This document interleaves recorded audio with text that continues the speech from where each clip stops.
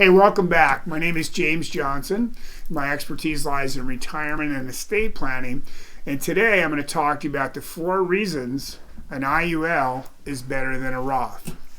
Now, what does IUL mean? Well, IUL means Indexed Universal Life Policy.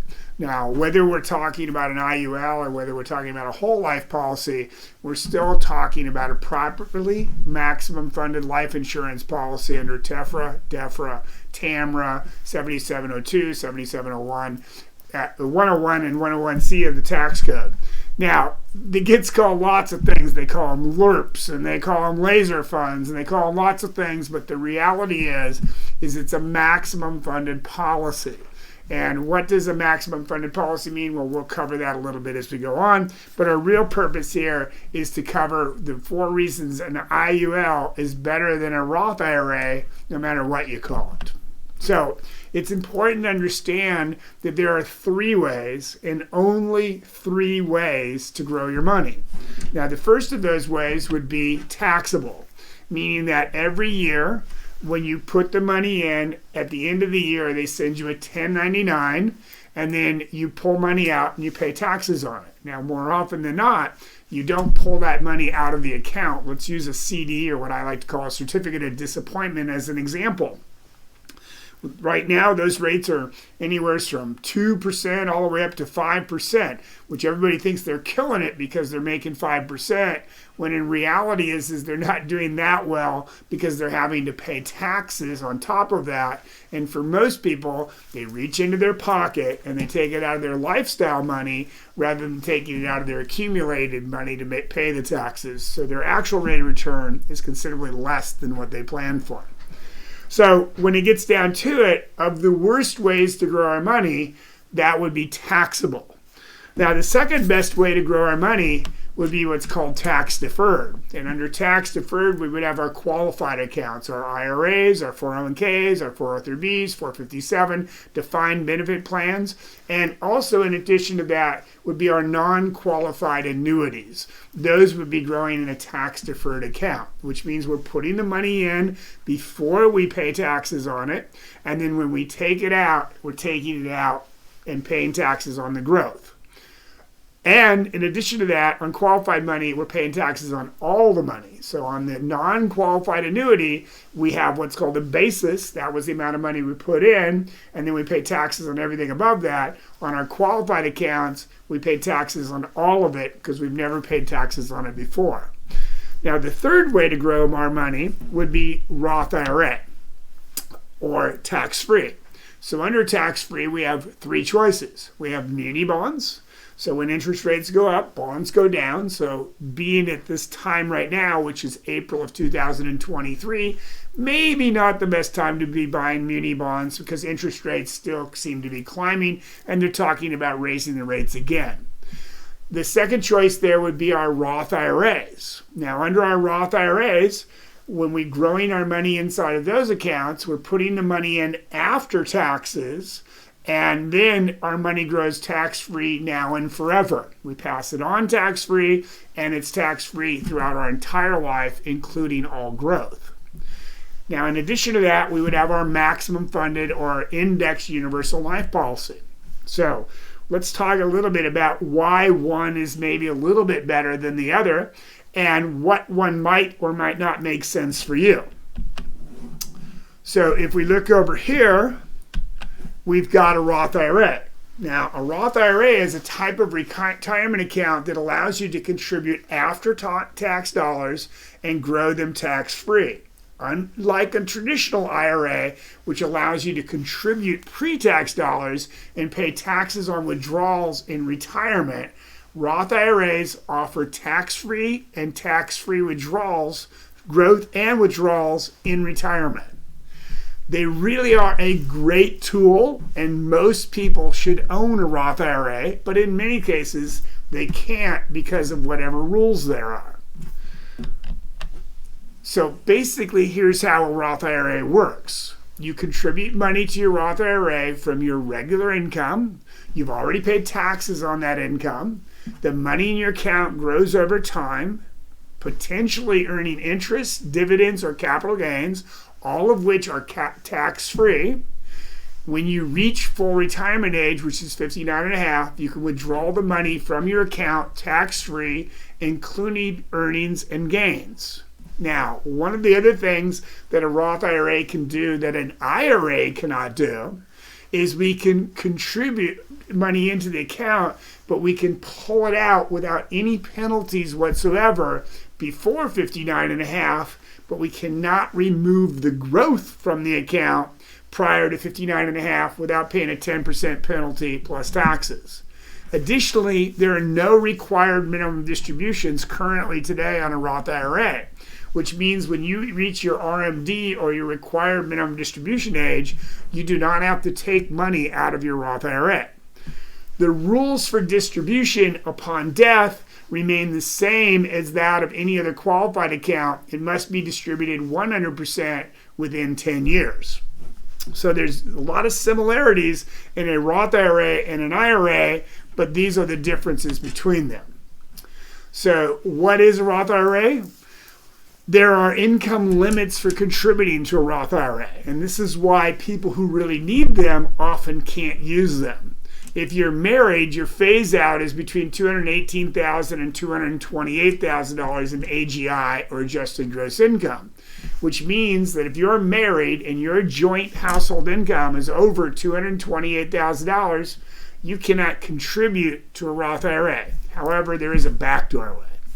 If you're single, it's between $138,000 and $153,000. So if your adjusted gross income is over $153,000, once again, you cannot contribute to a Roth IRA. You could still contribute to an IRA and then convert it the next day or that day over to a Roth IRA, and that would be a backdoor way in.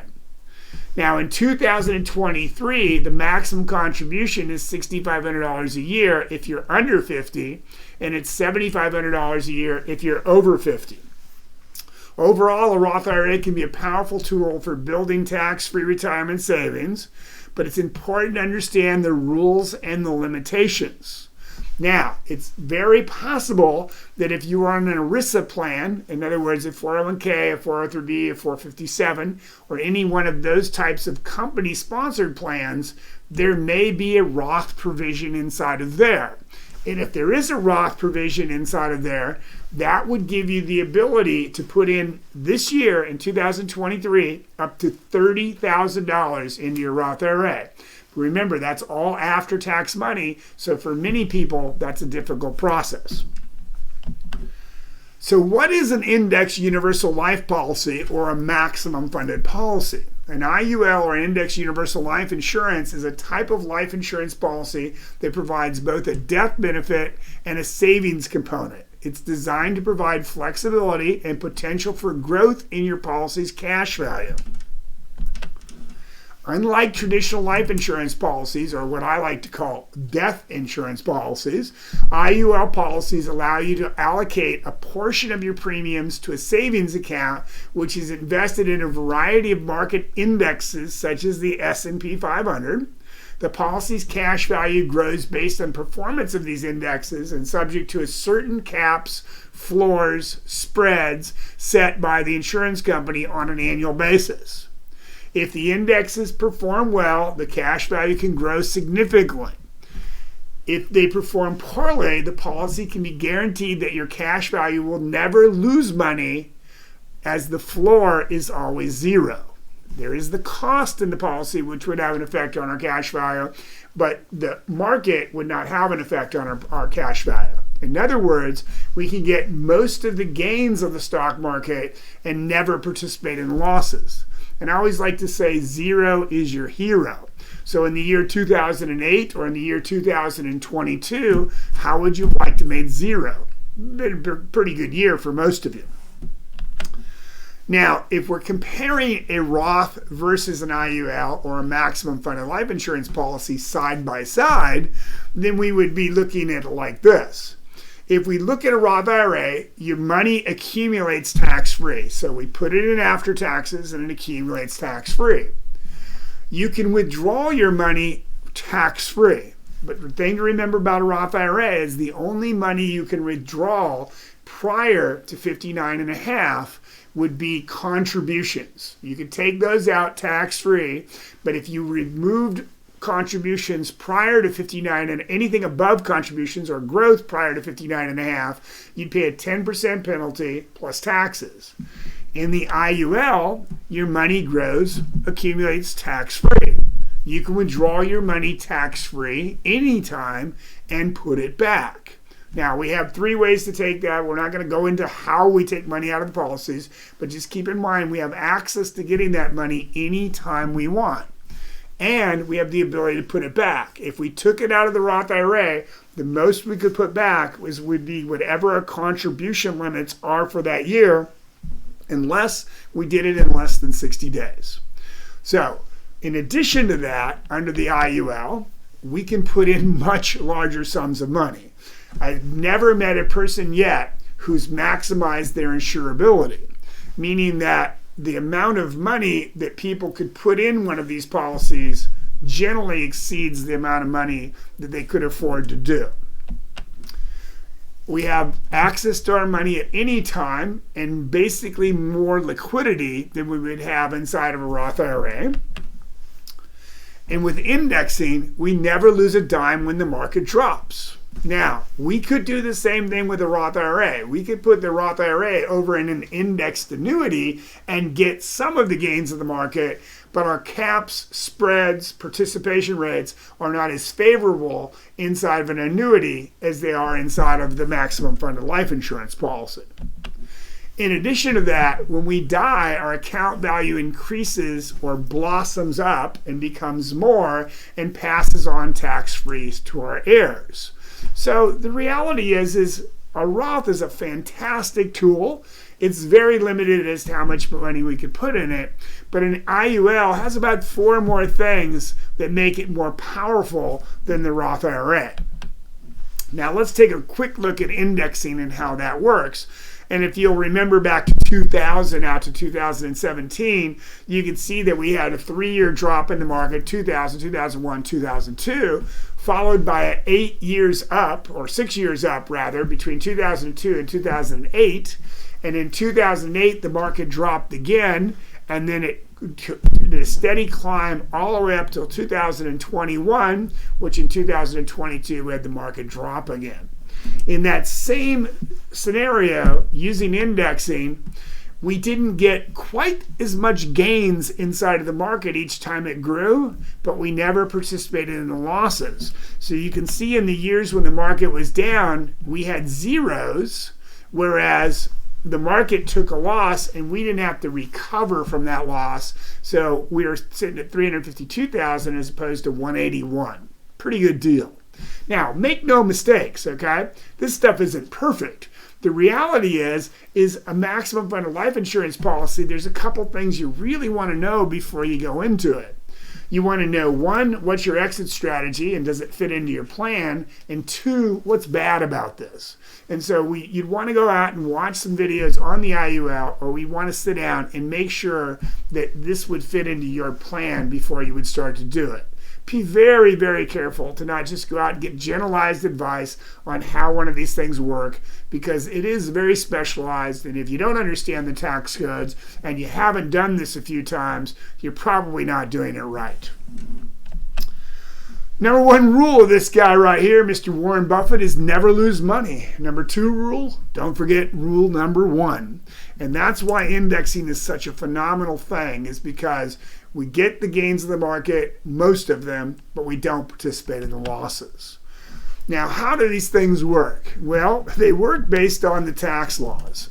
101A, 101C, IRC section of 7702 and 72E of the tax code all determines how much money we can put inside of a life insurance policy, how little insurance we can buy, and what our access is to it over that period of time. And the question I would ask you is, why is the government so concerned about how much money I put in a life insurance policy? And the answer is because they don't like competition. So this is a great strategy for most people. And if you can do a Roth IRA, you should be doing that as well. But taking that excess money and putting it over in a maximum funded life insurance policy, in most cases, makes a lot of sense. This guy here, Mr. Ed Slott, he calls himself a recovering accountant. I was a master lead advisor for Ed for more than 9 years. Love this guy. Love what he has to say. He's really spot on. And he says the single biggest benefit in the tax code is the tax exemption for life insurance. I can assure you that most people have never, ever utilized their life insurance to the point where they could, and if they knew what they could do with it, they'd be doing a lot more. So is it right for you? You know, I love it when people say, well, I talked to this guy and it doesn't work. And this stuff, you know what? This stuff works every single time. The only time it doesn't work is when you don't set it up right and you don't fund it right. If you're in it for the long haul and you're in it for a long-term account, there's not much out there that's better. Now, if you want to know more about this or you want to watch more of our videos, be sure to subscribe to our YouTube channel below and be sure to reach out to us.